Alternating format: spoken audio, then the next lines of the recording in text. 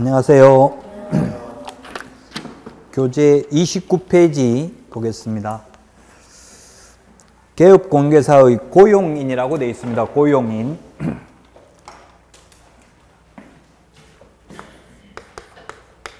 고용인. 옛날에는 사용인이라고 불렀는데 이 사용인이라고 하면 헷갈릴 수 있는데 고용인이라고 하면 고용된 사람 또는 고용한 사람 둘 중에 하나로 생각할 수 있을 것입니다. 여기서 고용인은 직원입니다. 직원. 그리고 고용자 또는 사용자가 사장입니다. 사장은 개업공인중개사가 사장이 될 것이고 고용인은 직원인데 직원은 자격증을 취득해서 취직을 한 직원은 소속공인중개사라고 부르고요. 소속공인중개사. 그 다음에 자격증 없이 취직을 한 사람은 중개보조원입니다. 자격증 없이 취직을 한 사람은 중개보조원이라고 부릅니다. 이 두 사람을 고용인이라고 합니다. 직원입니다. 우리 현업에서는 보통 실장, 부장 이렇게 부르고 있죠. 자, 그러면 교재 29페이지를 보시면 맨 위에 고용인의 종류가 있습니다. 고용인의 종류는 저기 있는 것처럼 소속공인중개사와 중개보조원입니다. 자격증을 취득해서 취직한 사람이 소속공인중개사고 자격증이 없이 취직한 사람을 중개보조원이라고 합니다. 자, 그럼 양가로 2번에 보면 고용관계 종료 신고 의무가 있는데 옛날에는 모두 고용신고든 해고신고든 모두 사후에 10일 이내에 신고를 했는데 지금은 고용신고는 업무 개시 전에 미리 신고하는 것으로 개정됐습니다. 우리 책에 세 번째 줄에 보면 양가로 2번에 고용신고는 업무 개시 전에 29페이지입니다. 그 다음에 고용관계 종료 신고는 사후에 10일 이내에 신고하도록 했습니다. 둘 다 사후에 했는데 그러다 보니까 만약에 중개사무소에 단속을 하러 나가보니까 고용신고를 안 하고 근무하고 있어요. 그래서 왜 고용신고 안 하고 근무합니까? 물으니까 아직 취직한 지 10일이 안 됐는데요. 이렇게 나오는 거예요. 그래서 이제 고용신고는 미리 해야 됩니다. 업무 개시 전에. 그래서 단속을 하러 나가가지고 실장님 명함 하나 주세요. 이렇게 하면 명함은 거기 있는데 아직 고용신고가 안 되어 있다면 업무정지 사유가 되겠죠. 고용신고 의무 위반으로. 자, 그 다음에 2번에 고용인의 업무상 행위와 책임입니다. 양가로 1번 고용인의 업무, 반가로 1번에 소속공인중개사입니다. 반가로 2번에 중개보조원인데 앞에서 말씀을 드렸는데 소속공인중개사는 중개 업무를 하거나 보조할 수 있습니다. 중개 업무를 하거나 또는 보조할 수 있다. 중개 업무를 하거나 또는 보조할 수 있다. 중개보조원은 보조밖에 안 됩니다. 단순한 업무를 현장 안내 및 일반 서무 등 단순한 업무를 보조할 수 있습니다. 그래서 둘 다 보조하는 점은 똑같습니다. 그런데 중개보조원은 중개 업무는 할 수 없습니다. 그러면 중개 업무가 무엇인지에 대해서 우리 공인중개사법에 명문 규정은 없습니다. 중개 업무가 무엇인지. 다만 유권 해석은 국토교통부 해석에 의하면 중개 업무는 확인 설명이나 확인 설명서 작성, 그 다음에 계약서 작성 이런 것들을 중개 업무로 보고 있습니다. 그래서 자격증이 있는 직원은 계약서 작성할 수 있고 확인 설명서 작성할 수 있지만 자격증 없이 취직한 중개보조원은 계약서 작성이나 확인 설명서 작성은 할 수가 없습니다. 이게 가장 큰 차이점입니다. 자, 그러면 30페이지 맨 위에 보면 고용인의 업무상 행위에 따른 개업공인중개사의 책임입니다. 업무상 행위에 대해서는 반가로 1번에 민사 책임을 집니다. 민사 책임. 직원이 의뢰인에게 재산상 손해를 입히면 사장은 자기 잘못이 없어도 사장 잘못이 없어도 직원 잘못이 있다면 손해배상 책임이 있습니다. 그래서 부진정 연대채무다 이렇게 되어 있습니다. 반가로 1번에 부진정 연대채무. 고용자 책임인데 고용자 책임은 직원이 잘못했을 때 사장 책임은 첫 번째 민사 책임이 있고 그 다음에 행정상 책임이 있고 형사상 책임이 있습니다. 형사 책임이 있는데 이 행정상 책임과 민사 책임은 무과실 책임입니다. 무과실 책임. 과실이 없어도 책임을 져야 됩니다. 그러나 형사 책임은 과실 책임입니다. 과실 책임. 자, 다시 한번 말씀드리면, 그래서 직원이 잘못해가지고 의뢰인에게 재산상 손해를 입혔다면은 사장은 자기 잘못이 없어도 이 의뢰인에게 손해배상을 해야 됩니다. 민사 책임은 무과실 책임입니다. 행정상 책임도 마찬가지입니다. 사장 잘못은 없어도 직원이 잘못했다면 사장이 업무정지 당할 수도 있습니다. 그래서 무과실 책임이 더 무거운 책임입니다. 과실이 없어도 책임을 져야 되는 거고, 과실 책임이라는 것은 과실이 있을 때만 책임지는 것을 과실 책임이라고 합니다. 과실은 부주의해서 모르고 하는 게 과실이고요. 고의는 일부러 하는 게 고의입니다. 고의과실이라고 하는데, 자, 그래서 형사 책임은 과실 책임이 되겠습니다. 따라서 민사상 손해배상은 직원이 잘못했다면 부진적 연대채무. 부진적 연대채무라는 것은 부진적 연대채무. 부진적 연대채무인데, 부진정은 진정으로 연대보증을 쓰지는 않았지만 사실상 연대보증을 쓴 거와 마찬가지의 채무를 부담한다, 이렇게 생각하시면 됩니다. 연대보증이라는 것은 최고 금액의 항변권이 없는 것을 연대보증이라고 하는데, 주채무자와 동일한 채무를 부담하는 걸 연대보증이라고 합니다. 연대채무라고 합니다. 그래서 부진정 연대채무라는 것은 진정으로 연대보증을 쓰지는 않았지만 사실상 연대채무와 마찬가지다, 이렇게 보시면 될 것입니다. 즉 다시 말하면 직원이 잘못해서 의뢰인에게 손해를 입혔다면 사장은 자기 잘못이 없어도 의뢰인에게, 손님들에게 손해배상을 해야 된다. 그래서 그 동그라미 2번에 보면은 손해를 입은 의뢰인은 개업공개사와 고용인을 상대로 선택적 혹은 공동으로 손해배상을 청구할 수 있다.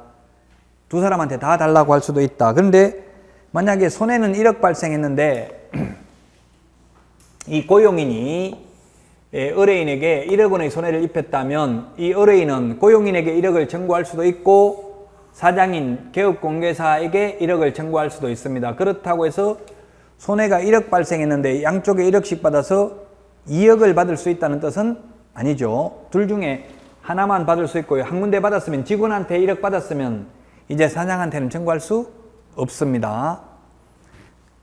자, 그 다음에 3번. 개업공개사가 손해배상을 한 경우에는 고용인에게 구상권을 행사할 수 있다. 직원 잘못으로 손해배상을 했다면 그 직원에게 너가 갚아야 될 돈을 내가 대신 갚았으니 내가 갚은 돈을 다시 돌려달라고 요구하는 권리를 구상권이라고 합니다. 이 구상권이라는 용어는 민법 용어입니다. 그래서 인터넷으로 네이버나 다음에 검색해 보시면 됩니다. 잘 모르면. 민법 용어를 제가 다 설명하기는 어렵습니다. 구상권이란 한마디로 말하면 직원 너가 갚아야 될 돈을 내가 대신 갚았으니 내가 갚은 돈을 다시 돌려달라고 요구하는 것을 구상권이라고 합니다. 자, 그래서 구상권을 행사할 수 있다. 동그라미 3번. 그 다음에 방가로 2번에 형사책임, 양벌규정에 의해서 형사책임도 받을 수 있다. 동그라미 1번에 보면 개업공개사인 법인의 임원 또는 사원이나 개업공개사가 고용한 소속공개사 및 중개보조원이 중개 업무에 관하여 이 법 제48조 또는 제49조, 48조가 뭐냐면 뒤에 가면 나옵니다만은 3년 이하의 징역이나 2천만 원 이하의 벌금에 해당되는 것을 말하고요. 그 다음에 49조가 1년 이하의 징역이나 1,000만 원 이하의 벌금에 해당되는 것을 말합니다. 여기에 해당되는 위반 행위를 한 때에는, 즉 징역이나 벌금에 해당되는 위반 행위를 한 때에는 그 행위자를 벌하는 외에 그 개업 공개사에 대해서도, 직원을 고용한 사장에 대해서도 해당 조에 규정된 벌금형을 과할 수 있는 것을 양벌규정이라고 합니다. 직원이 잘못했는데 직원뿐만 아니라 그 사장에 대해서도 벌금을 때릴 수가 있다. 단 과실이 있어야 됩니다. 거기에 동그라미 3번에 보면 개업공개사가 상당한 주의와 감독을 한 경우에는 벌금형이 부과되지 아니할 수 있다. 예, 그래서 과실 책임입니다. 과실이 있을 경우에만 벌금을 받습니다. 형사상은. 과실이 없으면 벌금은 받지 않습니다. 과실이 없어도 직원이 잘못했다면 민사상 손해배상은 해야 됩니다. 의뢰인에게. 그러나 형사 책임은 과실 책임입니다. 자, 고용인. 다시 한번 고용인이라는 말이 조금 어려울 수도 있는데 옛날에 사용인이라고 불렀습니다. 직원입니다. 직원. 노사관계, 지금 요즘 뭐 노사갈등 이런 말 하죠.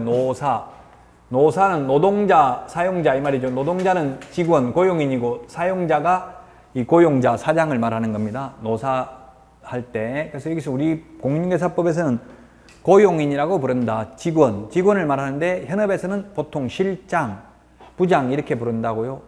이런 직원들이 잘못했을 때 그를 고용한 개업공개사도 손해배상을 해야 된다. 그러면 개업공개사도 손해배상을 하는 거지 직원이 잘못했는데 무조건 사장이 배상하는 것은 아니죠. 1차적으로 잘못한 직원에게는 이 세 가지 책임이 다 있습니다. 그 사장에게도 책임이 있는 거지 직원이 잘못했는데 사장에게만 책임이 있는 것은 아닙니다. 그렇다면 만약에 직원이 잘못해도 사장에게만 책임이 있다면 여러분은 자격증을 취득하더라도 직원 되는 게 더 낫겠죠? 예, 그렇지 않습니다. 무조건 민주주의에서는 자기 책임주의가 있습니다. 잘못한 자기가 책임을 져야 됩니다. 자식이 살인범이면 살인범인 자식만 처벌받지 그 부모가 교육 잘못시켰다고 처벌받는 것은 아니죠. 예, 그래서 고용인은 일단 직원을 고용인이라고 한다. 직원. 자격증을 취득한 직원을 소속 공인중개사, 자격증 없는 직원을 중개보조원이라고 부른다. 그 둘 다 고용신고는 해야 됩니다. 업무 개시 전에. 그런데 우리나라에 지금 8만 9천여 명의 개업공개사가 있는데 지금 고용신고 한 사람은 1,300여 명밖에 안 된답니다. 거의 90% 이상이 고용신고를 안 하고 있어요, 현실은. 그래서 제가 현업에 있는 분들을 대상으로 줄 랜드프로에서 강의도 하는데 거기 보면 질문이 만약에 고용신고를 하면 4대 보험 가입해야 되는 거 아닙니까? 예, 가입해야 됩니다. 그러면 반대로 고용신고 안 하면 4대 보험 가입해야 됩니까? 안 해도 됩니까? 역시 해야 됩니다. 4대 보험은 4대 보험법에 의해서 가입하는 거지 공인중개사법에 의해서 가입하는 게 아니거든요. 국민연금법에 의해서 가입하는 거라고요. 산재보험법에 의해서. 그래서 4대 보험 가입하고 안 하고 고용신고하고는 무관합니다. 다만 고용신고를 안 하면 고용했는지 몰라가지고 4대 보험료는 안 나오겠죠. 근데 고용신고를 하니까 4대 보험 내라고 영수증은 날라오더라고요. 근데 가입을 저도 안 해보긴 했는데 안 해도 크게 공인중개사법 위반은 아니죠. 4대 보험법 위반은 될 수 있지만 그래서 만약 여러분이 사장이 된다면 고용신고하고 이 고용신고 안 하면은 업무정지 사유거든요. 그 밖에 이 법 또는 이 법에 의한 명령 위반으로. 그래서 옆에 중개업소에서 민원을 제기할 수도 있다고요. 저기는 실장이 있는데 고용신고 안 하고 근무하고 있습니다. 이렇게 하면 나와서 조사해가지고 업무정지를 받을 수도 있다는 이야기입니다. 여러분들은 고용신고하고 4대 보험 가입해주고 만약 월급 100만 원 주려고 생각했으면 그 100만 원에서 4대 보험료 빼고 80만 원 주면 되잖아요. 그 미리 약속만 하고 정확하게 주면 되거든요. 아니면 물어보면 돼요. 만약에 남편이 직장 다니면서 4대 보험 내고 있으면 굳이 부인이 안 내려고 할 수도 있겠죠. 본인이 꼭 굳이 싫어하면 뭐 억지로 가입해 줄 수는 없을 수도 있지만 가입을 원하는 사람이 있단 말이에요. 지역보험을 하면 더 비싸면 오히려 그 월급 받으면은 지금 뭐 한 15% 정도 되거든요. 국민연금보험료가 9%고요. 그 다음에 국민건강보험료가 5%입니다. 그럼 14%죠. 거기에 산재보험, 고용보험 합하면 한 15% 정도 돼요, 월급에. 그럼 월급을 만약에 100만 원 받는다고 하면 4대 보험료가 15만 원 정도 돼요. 그러면 차라리 80만 원 받고 4대 보험 다 들어줄까? 아니면 4대 보험 안 들면 100만 원 가입할래? 이렇게 물어봐도 되고요. 웬만하면 가입해 주는 게 나아. 약점 잡히잖아요. 그 4대 보험도 가입 안 하면 원칙적으로 그 4대 보험법에 위반되기 때문에 현실은 거의 안 한다고요. 그렇게 고용신고를 해야만 나중에 연말정산할 때도 그 소득공제도 받을 수 있겠죠? 고용신고도 안 하고 그 4대 보험도 가입 안 하면서 월급 줬다 이렇게 하면 문제가 될 수 있잖아요. 그래서 웬만하면 정상적으로 하는 게 더 바람직하다는 이야기입니다. 자, 그러면 30페이지 이제 업무 지역 범위가 있고요. 그 다음에 31페이지 2번에 중개대상물의 범위 3번 겸업 제한이 있습니다. 자, 그러면 업무의 범위 중에서 먼저 업무 지역 범위를 볼까요? 업무 지역 범위, 우리 교재 30페이지입니다. 업무 지역 범위가 있고요. 업무 지역 범위, 그 다음에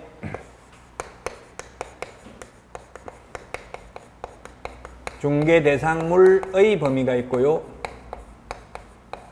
그 다음에 세 번째 보면은 31페이지에 보면 겸업 업무의 범위, 겸업 업무의 범위.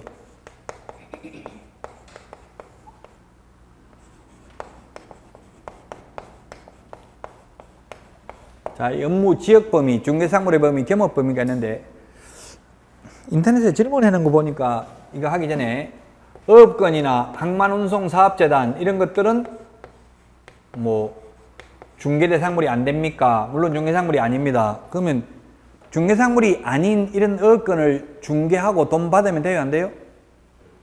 됩니다. 그걸 안 된다고 생각하고 질문 올리셨더라고요. 중개대상물은 앞에 배운 겁니다. 중개대상물은 개업 공인중개사만이 중개를 업으로 하고 할 수 있습니다. 그런데 중개상물이 아닌 것은 공인중개사법의 규율 대상이 아닙니다. 그 자동차는 중개상물이 아닙니다. 그럼 자동차를 알선하고 돈을 1,000만 원을 받았던 500만 원을 받았던 그거는 공인중개사법의 규율 대상이 아닙니다. 꼭 못한다는 뜻은 아닙니다. 개업공인중개사가 자동차, 중고 자동차 알선하고 돈 받아도 공인중개사법 위반은 아닙니다. 그런 그 점을 정확하게 이해를 못 하시고 아마 질문을 하신 분도 계시더라고요. 그래서 중개대상물은 개업 공인중개사만 중개를 업으로 할 수 있고요. 토지, 건축물, 임목, 공장재단, 광업재단 요거는 중개대상물이 아닌 업건이라든지 권리금이라든지 뭐 그 다음에 대토건이라든지 이동식 세차장 구조물 이런 것들은 중개상물이 아니라고 했습니다. 중개대상물이 아닌 것을 만약에 그럼 대토건이라는 게 뭐냐면 소위 한자를 가급적이면 안 쓰는 게 좋긴 한데 대토건, 대신 토지로 받는 권리가 대토건입니다. 토지 수용됐을 때 이런 것들은 중개상물이 아닙니다. 이 중개상물이 아닌 것을 알선해가지고 중개해가지고 의뢰인에게 재산상 손해가 발생했습니다. 그래도 보증보험이나 협회 공제에서 보험금을 청구할 수 없습니다. 왜냐하면 중개가 아니기 때문에 중개사고가 아니에요. 중개사고에 대해서만 보험금을 지급하죠. 자동차 알선하다 사고 난 거 가지고 보험금 받을 수 없다고 협회 공제금. 중개대상물을 알선해야 중개고 중개사고에 대해서만 보험금도 지급한다고. 그럼 개인적으로 자기 재산 가지고는 손해배상을 해야 되지만 민법 750조에 의해서 불법 행위로 인한 손해배상을 해야 되지만 우리 공인중개사법 위반은 아니라는 점을 말씀드리겠습니다. 질문하신 분이 있어서 잠깐 말씀을 드렸고요. 자, 그 다음에 업무 지역범위입니다. 개업 공인중개사의 종류가 세 가지가 있습니다. 법인인 개업 공개사가 있고 그 다음에 두 번째 공인중개사인 개업공개사가 있고 세 번째 법부칙 제6조 2항의 규정에 의해서 중개사무소 개설 등록을 한 것으로 보는 자 중개인인 개업공개사도 있습니다. 이 세 가지 종류가 있습니다. 개업공개사의 종류가 세 가지. 우리나라에 약 8만 9천 명 있습니다. 지금 첫 달이기 때문에 그 취지를 가급적 이해하는 게 좋은데요. 약 8만 9천 명의 개업공개사 중에서 약 거의 한 8만 4천 명 정도는 공인중개사인 개업공개사입니다. 자격증을 취득해서 개업한 사람입니다. 그 다음에 뭐 한 3천 명 정도가, 이건 숫자는 시험에 안 나오니까 중개인입니다. 중개인은 뭐예요? 옛날에 복덕방 하다가 자격증 없이 지금도 계속해서 중개업을 하고 있는 분들을 법조문에서는 법부칙 제6조 2항의 규정에 의해서 중개사무소 개설 등록을 한 자라고 부르고요. 제가 수업 시간에는 편의상 중개인이라고 부르겠습니다. 중개인이 수천 명이 있고요. 그 외에 나머지는 전부 다 공인중개사인 개업공개사입니다. 법인은 뭐예요? 법적으로 사람을 법인이라고 부릅니다. 법적으로 사람. 자연인에 대비되는 게 법인입니다. 민법에 보면 인에는 자연인과 법인이 있다 이렇게 되어 있습니다. 법적으로 사람입니다. 숨을 쉬는, 자연인은 숨을 쉬는 사람을 자연인이라고 부르고요. 숨을 쉬진 않지만 법적으로 사람, 법인 설립 등기를 하면 법인이 됩니다. 그럼 소위 주식회사가 되겠죠. 노원, 중개, 주식회사 이런 게 법인입니다. 회사입니다. 회사. 법인이 우리나라에 한 500여 개가 있습니다. 그래서 앞으로 이제 FTA가 비준돼 가지고 내년부터는 거의 시행 5년 후부터 시행되기 때문에 시행이 됩니다. 그러면 외국 대형 법인이 우리나라에 진출할 가능성이 있습니다. 앞으로는. 그래서 큰 회사들로 분류할 수 있는데 이 세 가지에 따라서 업무 지역 범위가 차이가 납니다. 업무 지역 범위가 보면은 법인 및 공인중개사인 개업공개사의 업무 지역 범위는 전국입니다. 그런데 소위 중개인의 업무 지역 범위는 원칙적으로 특별시, 광역시, 도, 관할구역 안에 있는 중개사물에 한하여 중개행위를 할 수 있습니다. 예외적으로 이 중개인도 부동산 거래 정보망에 가입하고 가입한 정보망을 이용하여 중개행위를 하는 경우에는 업무지역 바깥에 있는 것도 중개할 수가 있습니다. 그러면 부동산 거래 정보망이 우리나라에 3개가 있습니다. 부동산 거래 정보망이 우리나라에 3개가 있는데 한국공인중개사협회, 한국감정원, 아시아나항공이 있습니다. 시험에 안 나옵니다. 암기할 필요 없습니다. 3개. 그냥 편의상 말씀드리는 거고요. 실질적으로 지금 협회 정보망만 조금 활성화되어 있고요. 더 솔직하게 말하면 협회 정보망보다는 그 동네에 사설 정보망을 다 만들어 가지고 있어요. 몇 개의 동만 이렇게 해가지고. 그래서 뭐 사설 정보망을 현실적으로는 이용하고 있어요. 그런데 공식적으로는 만약에 3개가 있는데 협회 정보망에 가입을 했는데 협회 정보망에 가입을 하고 이 가입된 정보망에 공개되어 있는 물건에 하나여 이 정보망을 이용하는 경우에는 업무지역 바깥에 있는 것도 가능합니다. 그래서 시험에 어떻게 출제됐냐 하면은 최근에는 시험에 잘 출제가 안 됩니다. 왜냐하면 중개인들은 우리 이름 부르지도 말고 제발 잊어달라. 왜냐하면 자격증 없는 사람이라고 각인돼 있잖아요.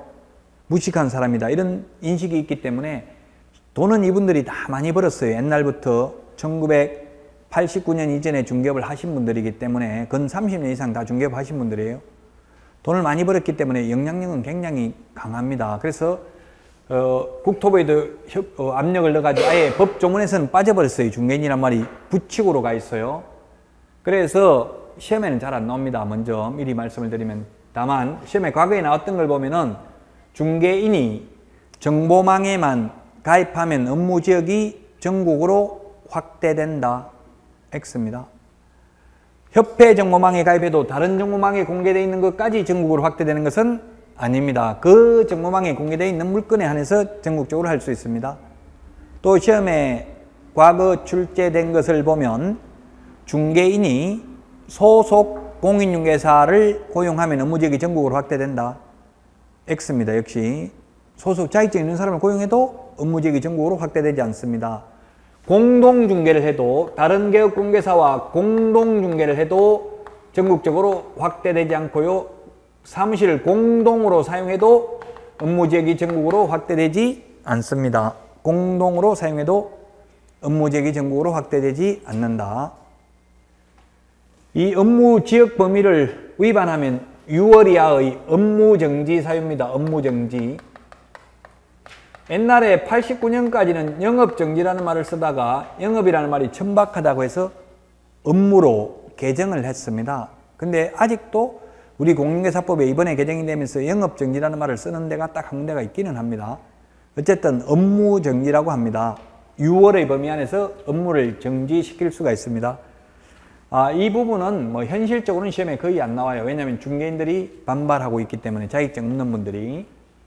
자, 중개대상물의 범위인데 중개대상물은 토지, 건축물, 그 다음에 임목에 관한 법률에 의한 임목, 공장재단, 광업재단 이것을 중개대상물이라고 합니다. 이것을 중개대상물이라고 하는데 이 중개대상물의 범위는 종별에 따라서 차이가 없다. 종별에 따른 차이가 없다. 종별에 따라 차이가 없다. 종별이라고 하면 뭐냐면 종류별이에요. 종류별. 종류가 세 가지가 있잖아요. 법인인 개업공개사, 공인중개사인 개업공개사, 법부칙 제6조 2항의 규정에 의해서 등록을 한 것으로 보는 자, 소위 중개인, 이 세 가지 종류가 있는데 이 종별의 종류별로 중개사물의 범위가 차이가 없다. 따라서 과거에 시험 나온 걸 보면 어떻게 나왔냐면 소위 중개인은 토지, 건축물, 그 밖의 토지의 정착물에 한하여 중개인을 할 수 있다. X입니다. 중개인도 임목, 공장재단, 광업재단도 가능하다는 이야기입니다. 이런 게 시험에 출제가 됐고요. 자, 그 다음에 가장 중요한 게 이거는 작년에 시험에도 올 시험이네요. 올해도 출제됐고 내년에도 출제될 겁니다. 우리 교재에는 31페이지 위에서 한 네 번째 줄에 3번 겸업 업무의 범위 이렇게 되어 있는데요.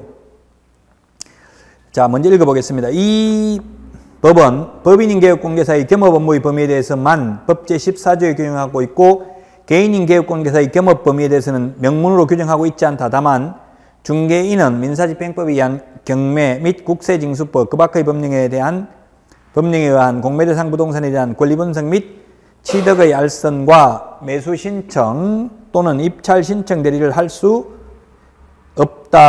없다고 이 법 부칙 제6조에 규정하고 있다. 자, 저는 겸업 업무의 범위라고 되어 있는데 실제로 보면 법 14조에 있는데 뭐라고 되어 있냐면 겸업 제한이라고 되어 있습니다. 겸업을 제한한다. 누구만? 법인만. 회사만 겸업을 제한하고 있고 좀 전에 읽어봤으면 개인은 겸업 제한이 없습니다.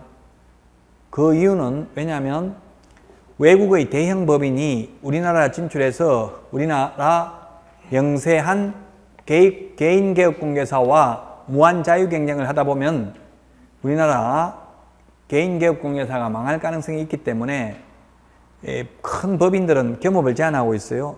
딱 겸업할 수 있는 거 6가지만을 규정하고 있습니다. 그 우리 교재 31페이지 양가로 1번에 방가로 1번부터 7번까지가 있는데 왜 제가 6가지라고 말했는데 방가로 1번 중개 업무는 겸업이 아니죠.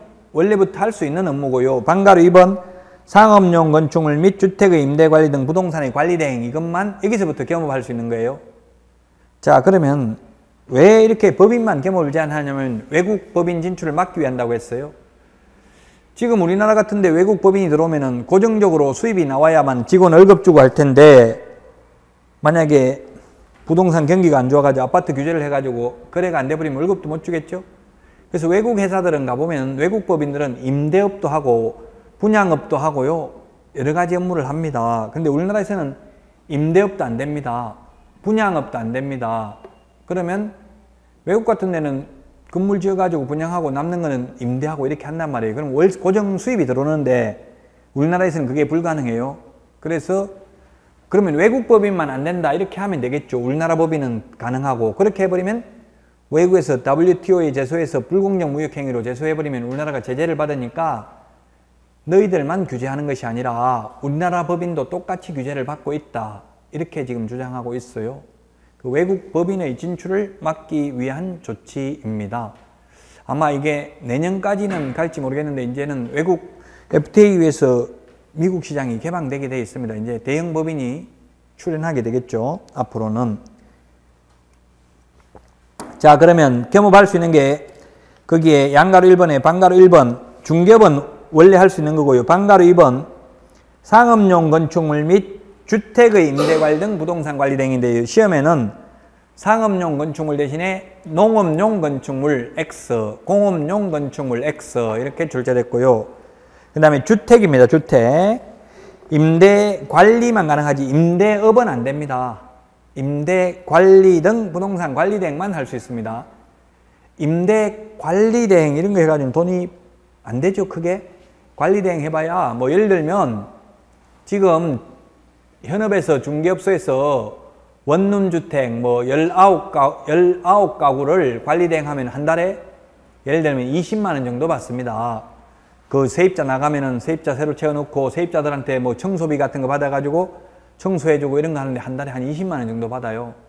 그래가지고는 법인 월급 주기도 힘들어요. 직원들. 그래서 실제로 돈이 되려면 뭐 해야 돼? 임대업을 해야 되겠죠. 건물 지어가지고 자본금을 많이 가져와서 임대업을 해야 돈이 되는데 임대업은 안 되고 관리대행만 됩니다. 관리대행. 관리비 같은 거 대신 징수해주고 이런 것만 된다고요. 이게 뭐 우리 법에서는 그냥 임대관리대행이 된다고 돼 있지만 또 주택법에 의하면 세대수가 아파트 같은 경우는 우리 개업공개사가 관리대행 못하죠. 관리업체가 있잖아요. 그는 뭐 일정한 또 요건을 갖춰야 돼요. 세대수가 많으면. 근데 빌라 같은 거, 다가구 같은 거 보통 다가구 관리대행을 많이 합니다. 현실적으로 개업공개사들. 근데 지금 우리나라에 이게 관리대행 회사가 많이 생겼어요. 관리업체가, 주택관리업체가, 대기업 자회사들이. 보통 월급이 한 20만 원 정도 주니까 빌딩, 건물 이런 걸 한 5개만 관리대행 하면은 실장들 월급 기본급 안 줘도 돼요. 그냥 관리대행만 몇 개씩 건물 한 2개만 관리대행 하라고 하면 기본적으로 벌써 40만 나오잖아요. 거기에서 또 계속 월세가 월세 중개를 할 수 있기 때문에 실장들 그렇게 고용하는 데도 많아요. 이번에 부동산의 이용, 개발 및 거래에 관한 상담입니다. 개발업은 안 됩니다. 개발업을 해야 돈이 되는데 개발업은 안 되고 개발에 관한 상담만 할 수 있습니다. 여기 개발하면은 돈 됩니다. 이거 사가지고 뭐 지금 임야를 개발해가지고 택지로 조성하면은 돈이 됩니다. 이렇게 알려줄 수만 있지 직접 개발업은 할 수 없습니다.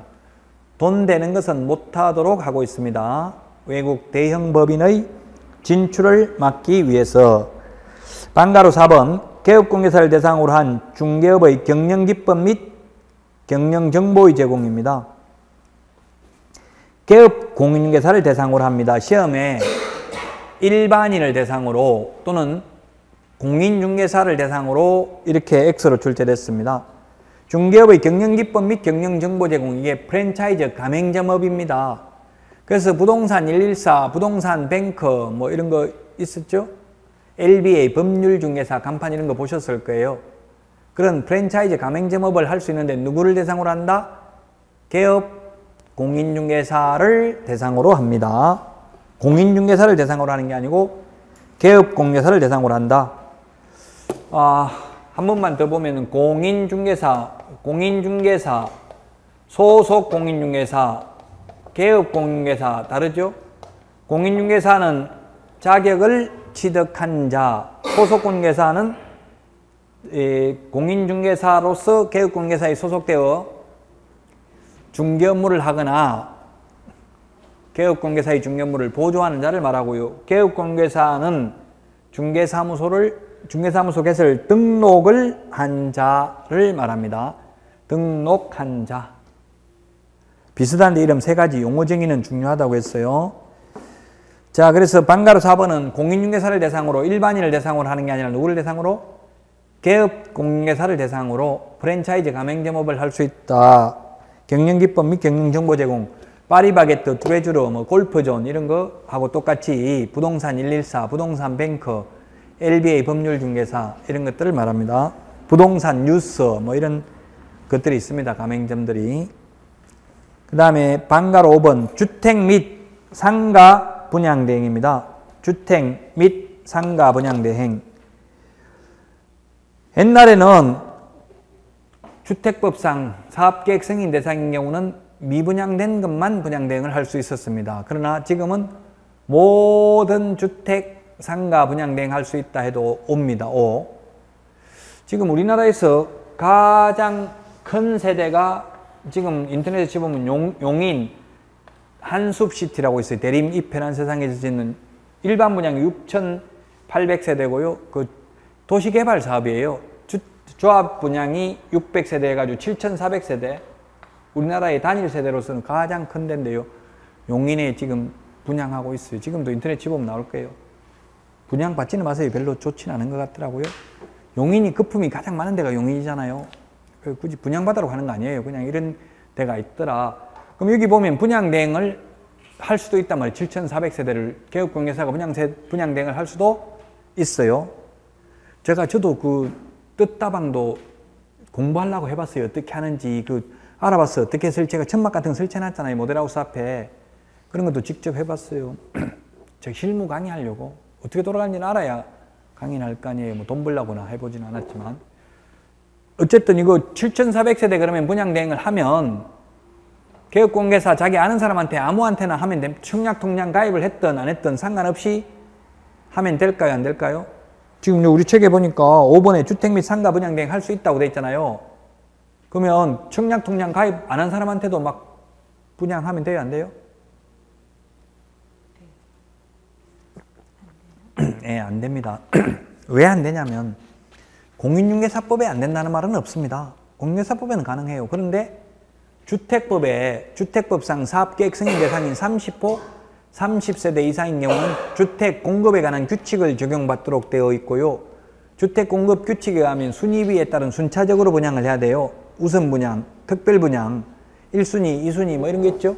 그 순차적으로 순위에 따라 분양 대행을 할 수 있다는 뜻입니다. 그 말은 우리 모델하우스에 가면 아가씨들이 치마 찢어진 거 입고 프레젠테이션 하잖아요. 이게 불빛 나오게 해가지고 이렇게 뭐 어떻게 그 하더라고요. 다 모델하우스에 가니까 그 직원들이 분양 대행사 직원들입니다.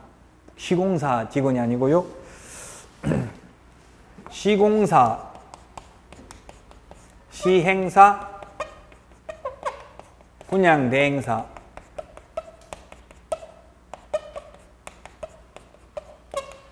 이런 용어들은 좀 알고 있는 게 좋아요.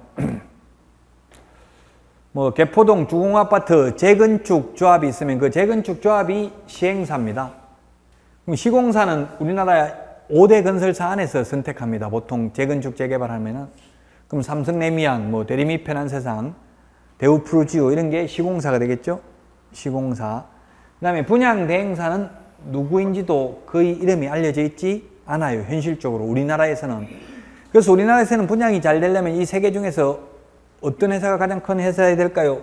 우리나라에서는 시공사가 삼성레미안이 선호도 1이고 대리미 편한세상이 선호도 2이더라고요. 인지도는 아파트에서는 대리미 편한세상이 가장 높더라고요.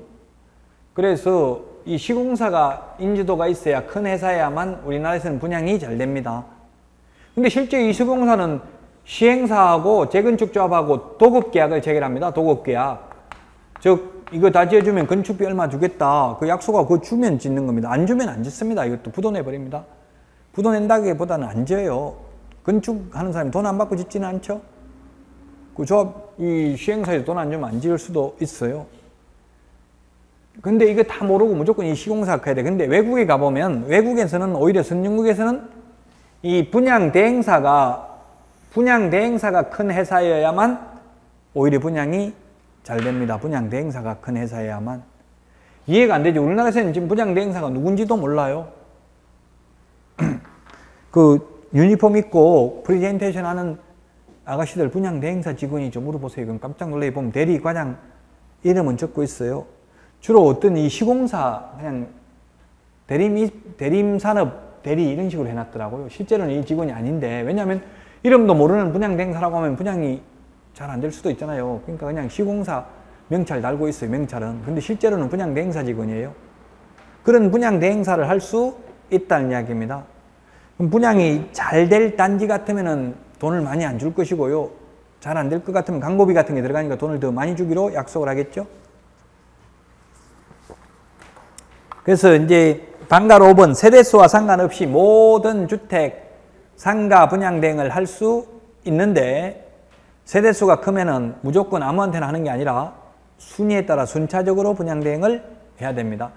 실제로 돈이 되려면은 분양 대행을 하는 게 돈이 되는 게 아니라 직접 지어가지고 직접 분양업을 하는 게 돈이 되겠죠?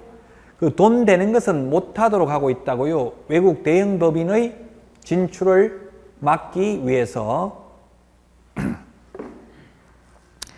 자, 그 다음에 6번, 방가로 6번입니다. 중개업에 부수되는 업무로서 대통령령이 정한 업무, 의뢰인의 의뢰에 따른 도배, 이사업체 소개 등 주거 이전에 부수되는 용역의 알선입니다. 용역 알선 이거 해봤는데 이삿짐 센터 소개시켜주면 돈 많이 받아봐야 한 5만 원 받아요. 많이 받아야. 뭐 2만 원도 주고 그러더라고요. 보니까 저도 이삿짐 소개해봤는데요. 도배업체 소개하면 저는 최고 많이 받은 거 10%까지 받아봤어요. 요즘 완전 리모델링 하려면 한 2천만 원 이상 들어가죠. 완전히 20년 된 집, 새 집처럼 만들려면 한 2, 3천만 원 들어가요. 그럼 200만 원도 받아보기는 했어요. 그건 돈 안 된다고 200만 원 받았다 해도 실제 직접 그 분양업을 인테리어 직접 하던 하거나 이삿짐 센터를 직접 운영하는 게 돈이 더 된다고요? 그건 안 된다고요. 알선만 가능해요. 용역 알선만. 용역업은 안 된다고요.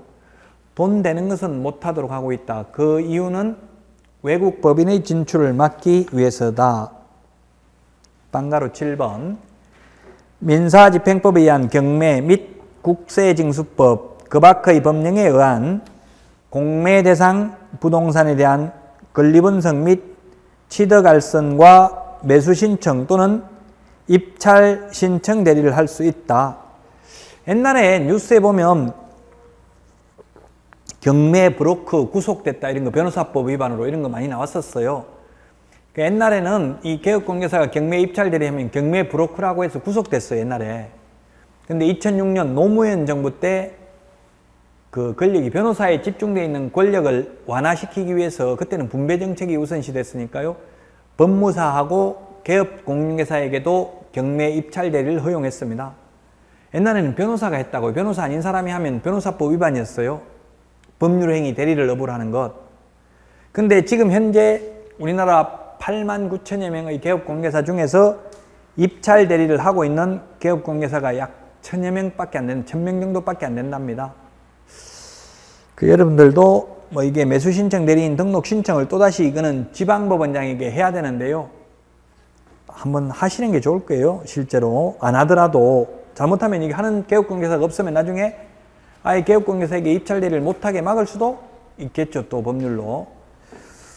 자, 이 방가로 6번은 방가로 7번은 노무현 정부 때부터 입찰 대리를 허용했습니다. 그 7번 밑에 보니까 민사집행법에 의한 경매 대상 부동산의 매수 신청 또는 입찰 대리를 하고자 하는 때에는 대법원 규칙이 정하는 요건을 갖추어 지방법원장에게 등록을 하고 그 지도 감독을 받아야 된다. 그래서 까다롭기 때문에 현실은 잘 안 하고 있는데요. 하면은 중개사무소에 법원장이 준 등록증 하나만 걸어놔도 훨씬 더 공신력이 있기는 하거든요. 그래서 웬만하면 입찰 대리도 하면 불경기 때는 이 경매 입찰 대리를 하는 것도 나쁘진 않아요. 자, 양가로 3번 특수법인인 개업공개사의 업무입니다. 다른 법률의 규정에 의해서 중개업을 할 수 있는 법인은 이걸 소위 뭐라 부른다? 특수법인이라고 불러요.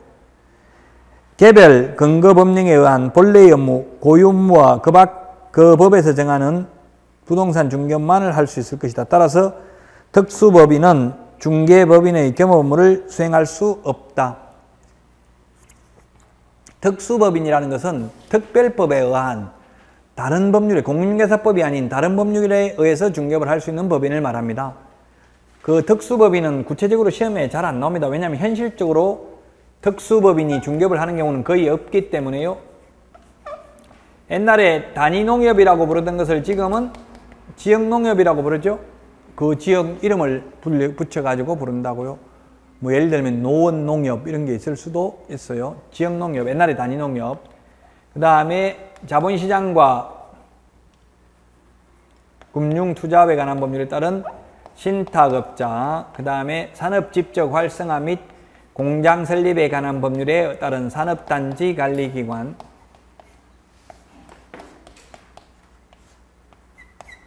산림조합법에 의한 지역산림조합, 그 다음에 한국자산관리공사, 캠코 이런 데가 특수법인입니다. 특수법인. 그러면 이런 지역농협은 하나만 예를 들면 시험에 잘은 안 나오지만 조합원을 대상으로 농지, 매매, 교환, 임대차 중개 플러스 농협 업무만 할 수 있습니다. 경공매, 매수신청 대리 같은 경우는 못한다. 이 특수법인은 특별법에서 정하고 있는 업무만 할 수 있다는 이야기입니다. 자, 여기 31페이지까지 하고 쉬었다가 32페이지 중개사무소부터 다시 보도록 하겠습니다.